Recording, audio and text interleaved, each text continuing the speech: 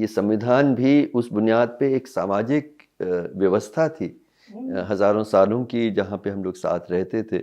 उस सब को आप तोड़-मरोड़ कर रहे हैं उसको। Where is the country going, मतलब इसका अंजाम क्या होगा जॉन? आपका बहुत लंबा अनुभव है, अपने देश को बदलते हुए देखा है। हर शाख पे उल्लू बैठा है, अंजाम गुलिस्तां क्या होगा। एक आपने जो बात उठाई थी कि क्या ये पॉइजन कहाँ जाएगा, कल के अखबारों में एक आदमी का कोट था, गड़े मुर्दे क्यों उखाड़े जाते हैं ताकि ताज़ी लाशें बिछाई जाए।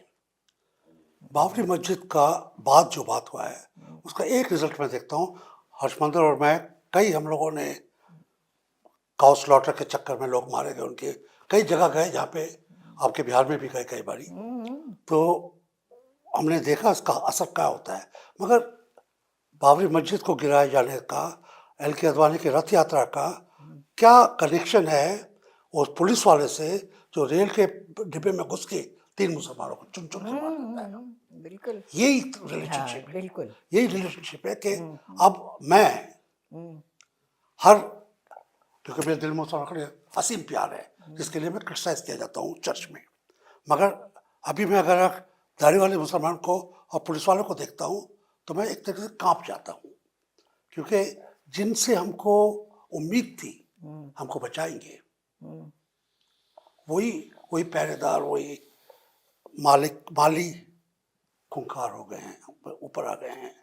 आपने ठीक कहा कि कानून जो इसके ऊपर लांछन लगा रहा है या कह रहा है कि इस मस्जिद के ऊपर आप आर्कियोलॉजी को लाइए, वो ऑलरेडी उसको तोड़ रहा है कानून को, जैसे आपने बड़े साफ तरीके से कहा, और उसको पनिशमेंट होनी चाहिए। जैसे कोई झूठा इल्जाम लगाने वाले को कोर्ट में होती है कि आपके ऊपर भी वही सजा मिलेगी जो दूसरे को मिलती है। तो पहली बात तो ये कानून का डर खत्म हो गया है, कानून का, इतिहास का डर हम लोगों को कतई खत्म हो गया है। क्योंकि हमको क्या कह सकता हूँ मैं, कितनी शर्म की बात है कि 5-6 बच्चों को आपने गोली से निशाने बंद करके मारा।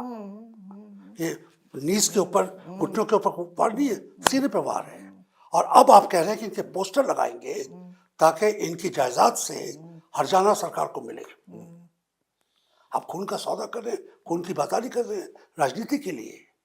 ये जो आ गया है हमारे, क्या कहते हैं इसको हिंदी में, आंख में सुअर का बाल आ गया है, वो बड़ी खतरनाक चीज है। और उससे कहीं पे भी डर रह सकता है, अपनी हमारी आइडेंटिटी की वजह से मेरे को डर रह सकता है, अपने पड़ोसी से डर रह सकता है, अपनी सरकार से डर रह सकता है, दूर बैठे हुए थानेदार से डर रह सकता है।